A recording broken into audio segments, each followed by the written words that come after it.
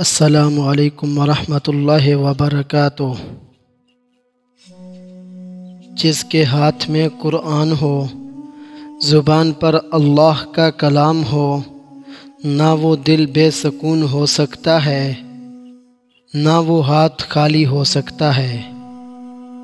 میری لاکھ برائیوں کو جانتے ہوئے بھی مجھ سے بے انتہا محبت کرنے والا صرف میرا اللہ ہے۔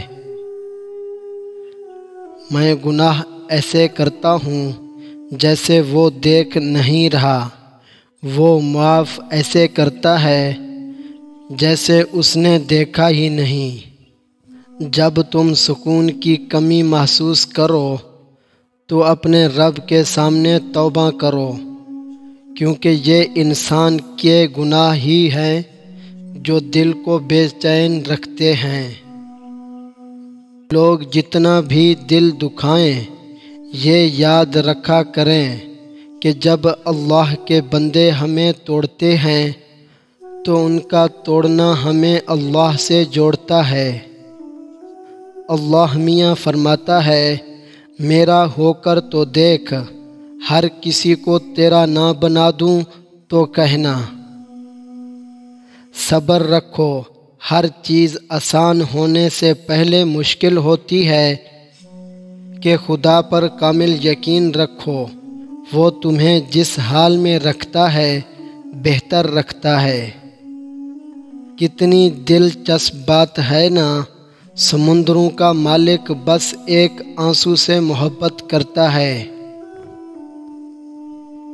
یقین رکھو، بس یقین رکھو اللہ پہ، وہ تمہیں ویران کنویں سے اٹھا کر سلطنت کا بادشاہ بنانے پر قادر ہے، حقیقت بنا دیتا ہے۔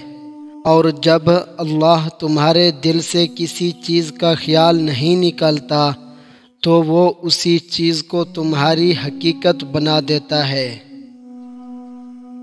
قبولیت کی بہترین نشانی، دعا کی قبولیت کی اس سے بہتر نشانی اور کیا ہو سکتی ہے کہ اللہ نے اب تک آپ کا دل دعاؤں میں لگایا ہوا ہے۔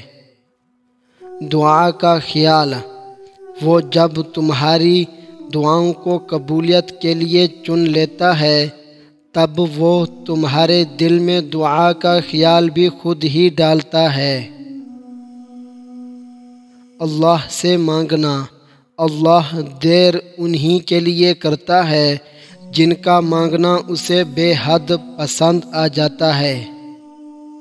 حضرت علی رضی اللہ تعالی عنہ نے فرمایا، خواہش بادشاہوں کو غلام بنا دیتی ہے مگر صبر غلاموں کو بادشاہ بنا دیتا ہے۔ اے اللہ، اپنے سجدوں میں ہمیں اتنی عزت عطا کر دے کہ اس دنیا کو یاد کرنے کا وقت ہی نہ ملے، آمین۔ اگر آپ کو ہماری ویڈیو اچھی لگی تو ہمارے چینل کو سبسکرائب ضرور کریں، شکریہ۔